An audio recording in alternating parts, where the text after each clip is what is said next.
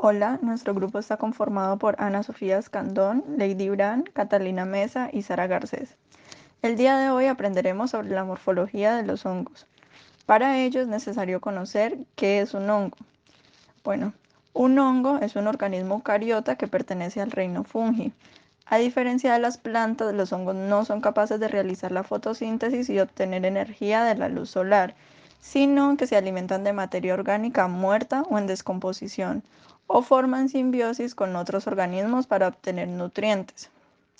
Aquí podemos observar algunos ejemplos de hongos, donde podemos notar que hay algunos que son microscópicos y otros macroscópicos, lo cual depende de la taxonomía de la especie que se esté tratando. Ahora, para continuar, debemos saber que para estudiar su morfología hay que dividir los hongos entre mohos, setas y levaduras. Bueno, los mohos son organismos fúngicos multicelulares, caracterizados por una estructura filamentosa compuesta por hifas que se agrupan para formar una estructura en red llamada micelio. Este tipo de hongos pueden llamarse filamentosos debido a la formación de micelio a partir de hifas.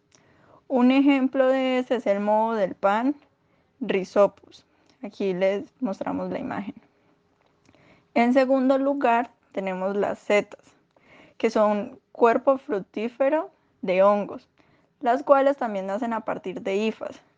Estas son estructuras reproductivas que emergen del sustrato y se extienden hacia arriba para liberar sus esporas. El anterior, debido a que también presenta formación de hifas, es un hongo filamentoso. Algunos ejemplos de este son los pedos del lobo, ticiones y rollas. Aquí también les presentamos las imágenes para que les sea más fácil entender. En tercer lugar están las levaduras. Las levaduras son organismos fúngicos unicelulares, generalmente con forma ovalada o esférica. Estas no presentan el crecimiento de micelios, por lo que se podría considerar que son hongos no filamentosos. Por ejemplo, el Saccharomyces cerevisiae, que aquí está la imagen. Ahora bien, también existe una diferente clasificación de hongos aparte de filamentosos o no filamentosos, que son los hongos dimórficos. Un hongo dimórfico es aquel que tiene la capacidad de cambiar su morfología en respuesta a las condiciones ambientales, lo que significa que puede crecer en dos formas diferentes, tanto con la formación de hifas filamentosas o de forma unicelular con las levaduras. Algunos ejemplos de hongos dimórficos son Histoplasma capsulatum, Blastomyces dermatitidis, Coccidioides imitis y Paracoccidioides brasiliensis. El Blastomyces dermatidis puede crecer como un moho en el suelo a aproximadamente 25 grados centígrados, pero en los tejidos humanos crece como una levadura a unos 37 grados centígrados. Esta es la causa de blastomicosis, una enfermedad pulmonar que puede diseminarse a otros órganos. Para poder entender esta clasificación, primero es necesario saber qué es una hifa y qué es un micelio. Las hifas son un entramado de filamentos a partir de las cuales los hongos pueden formar esporas asexuales. Están formadas por paredes tubulares, eh, celulares tubulares, que rodean la membrana citoplasmática. Estas existen principalmente de dos formas, que son las hifas septadas, que tienen divisiones entre cada célula, y las cenocíticas, que no tienen separación entre las células. En la imagen se puede ver pues cómo sería como la representación de cada uno. También es importante saber que no solamente existen estos dos, sino que también hay otros dos tipos de hifas que pueden ser especializados, y principalmente están los rizoides, que tienen la capacidad de anclar algunos tipos de hongos al sustrato, y los hongos parasíticos, que son los austorios. Estas hifas pueden absorber los nutrientes directamente desde las células de otros organismos. Y gracias a esto podemos llegar al concepto de micelio. El micelio viene siendo una masa compacta que conforma el crecimiento de hifas juntas, es decir, es un conjunto de hifas Y para entender mejor estos conceptos, pues podemos observar las imágenes de hifa septada, celulítica, micelio, rizoidea, ostorio.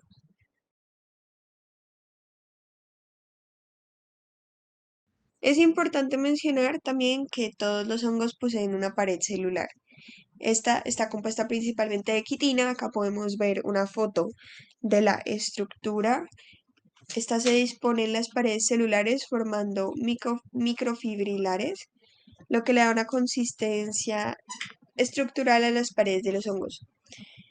Y de la misma forma, las paredes celulares usualmente están compuestas de un 80-90% por polisacáridos. Además, pues, de pequeñas cantidades de proteínas, lípidos, lipofosfatos, iones inorgánicos, etc. También hay hongos que pueden tener una pared celular sin quitina. En este caso, pues, estaría reemplazada por polisacáridos como mananos, galactosanos y celulosa. Por otro lado, vamos a hablar sobre la reproducción en los hongos y es necesario conocer que estos se pueden reproducir tanto sexual como asexualmente. Por esto, vamos a presentar las estructuras por las cuales estos se reproducen. Bueno, por parte de las estructuras asexuales, el método más común de reproducción en hongos asexualmente es por medio de esporas, las cuales son producidas en esporangios o en células de las hifas llamadas células conidiógenas. Aquellas son células especializadas que producen y liberan conidios. Estos a menudo pueden ser pigmentados de color negro, verde, rojo, amarillo o marrón. En la imagen de la izquierda se puede evidenciar que los conidios provienen de la parte de la superficie de las hifas que se extienden verticalmente hacia el exterior. De la reproducción mencionada anteriormente, solamente los mohos se pueden reproducir por medio de la formación de conidios. Sin embargo, aquí veremos un ejemplo, por ejemplo, las levaduras que se reproducen por medio de la gemación, la cual podemos ver en la imagen de la derecha. Bien, por parte de las estructuras sexuales, estas pueden ser microscópicas o macroscópicas, como lo podemos ver en los ejemplos, como los ascocarpos, que son macroscópicos en algunos hongos de la familia Ascomycota, o algunos hongos de la familia Basidiomycota tienen esporas volátiles, las cuales son microscópicas. Sin embargo, puntualmente en el caso de las setas, las estructuras sexuales por las cuales se reproducen son las esporas, las cuales se pueden dispersar ya sea por el viento, el agua o algunos animales. Sin embargo, pues para poder hablar de las estructuras sexuales, tenemos que tener en cuenta que pueden variar dependiendo de la familia. Por eso, ahora vamos a hablar de algunas de las familias y vamos a puntualizar cuáles son sus estructuras sexuales. Los ascomicetos forman sus esporas en estructuras llamadas ascas, el cual es un saco cerrado. La formación de ascos generalmente ocurre dentro de una estructura compleja compuesta por hifas, que están fuertemente entrelazadas, el cual se llama escoma o ascocarpo. Dicha función se realiza sobre una estructura interna de la escoma, el cual es llamado himenio o capa himenial. Estas esporas, puntualmente los ascomicetos, se llaman ascosporas.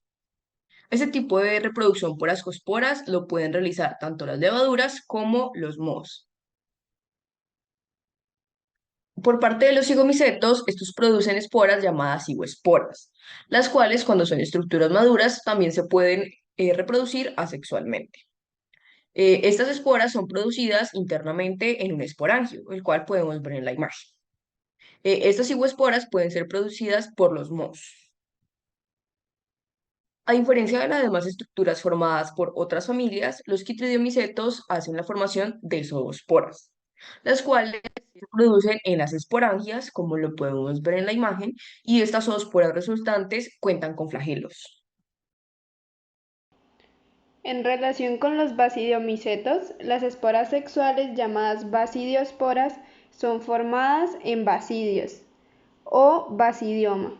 La realización de estas esporas puede ser llevada a cabo por las setas. Estas estructuras son formadas después de que las condiciones resulten favorables. Para ello, el micelio dicariótico se transforma en el basidiocarpo o cuerpo fructífero, empezando como una masa micelial que se diferencia en una pequeña estructura subterránea en forma de botón y que acaba expandiéndose hasta convertirse en el basidiocarpo aéreo, el cual se llama seta. Los basidios dicarióticos están localizados en la superficie inferior del basidiocarpo. sobre unas estructuras llamadas himenios unidas al sombrero de la seta. De esta manera, en el basidio se da la formación de basidiosporas, las cuales se dispersan por el viento hacia nuevos hábitats. Ahora bien, algunos hongos patógenos pueden realizar la producción de urediniosporas, teliosporas y hesiosporas. Las urediniosporas son producidas en estructuras pequeñas llamadas uredinios, las cuales se localizan en la superficie de las plantas. Las teliosporas se producen en telios, los cuales son más grandes que los uredinios y suelen ser de color oscuro. Las hesiosporas son producidas en hesidios y se pueden encontrar en la superficie de las hojas de las plantas huésped. Todas estas están relacionadas en el ciclo de vida del hongo Puccinia. Las hesiosporas son las primeras esporas producidas, que pueden infectar la planta huésped y luego producir pústulas de urediniosporas. Las teliosporas son esporas de resistencia que se forman más tarde en el ciclo de vida del hongo y son importantes para la sobrevivencia del hongo durante periodos adversos. Finalmente, al haber reconocido la morfología de los hongos, es necesario saber cuál es su importancia. Los hongos son esenciales para el ciclo de vida de las plantas, porque forman simbiosis con ellas y ayudan en la absorción de nutrientes del suelo, incluyendo fósforo y nitrógeno. Además, los hongos también pueden actuar como patógenos y causar enfermedades en las plantas, lo que puede tener un impacto significativo en la agricultura. Asimismo, los hongos tienen un papel importante en la descomposición de la materia orgánica, lo que ayuda a mantener el equilibrio ecológico y la fertilidad del suelo. Algunos hongos también son utilizados en la producción de alimentos, en la producción de bebidas y medicamentos. Con base en todo lo anterior, es necesario conocer el funcionamiento de los hongos y su morfología, ya que por medio de su estudio se pueden reconocer a simple vista, identificarlos fácilmente y emplearlos en las diferentes áreas mencionadas. Muchas gracias por ver.